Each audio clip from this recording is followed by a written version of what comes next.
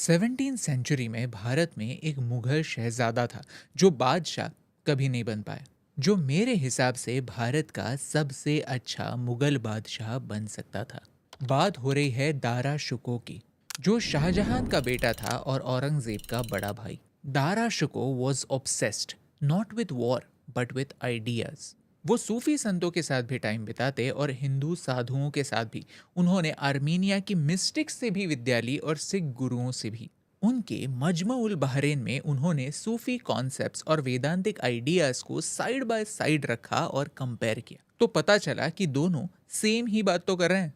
उन्होंने संस्कृत सीखा, पंडितों को बनारस से दिल्ली बुलाया और 50 उपनिषदों को सिर्री अकबर में पर्शियन में ट्रांसलेट भी किया। वो चाहते थे कि मुस्लिम समाज के लोग इंडियन एंशिएंट विजडम से दूर न रहें। वो समाज का एक हिस्सा हैं और समाज का एक हिस्सा ही बने रहें, कोई एलियनेशन न हो।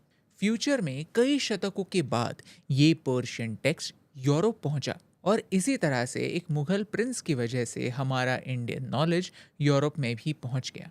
स्कॉफेनहावर जैसे जर्मन फिलोसोफर्स ने उसे पढ़ा और कहा, in the whole world there is no study so beneficial and so elevating as that of the Upanishads.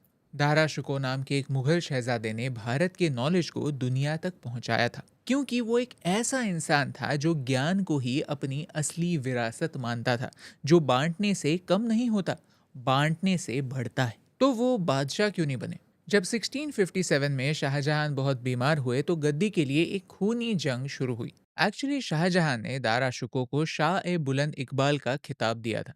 He was the actual heir to the throne. जो ताज का हकीकी वारिस था, अपने छोटे भाई औरंगजेब से ये जंग हार गया। अपनी लिबरल सोच और इंडियन फिलॉसफी को प्रोत्साहन देने की सजा उसे मिल रही थी। वो गिरफ्तार हुआ और उसे जंजीरों में बांधकर गली गली घुमाया गया और आखिर में 1659 में उसकी जिंदगी का चिराग बुझा दिया गया। मुझे लगता है कि हमारे हिस्ट्री बुक्स में दारा शुको का कोई जिक्र तक ना होना एक नाइंसाफी है। सोचिए, अगर औरंगजेब की जगह दारा शुको बादशाह होता तो फिर देश में कितना कॉन्फ्लिक्ट कम हो जाता।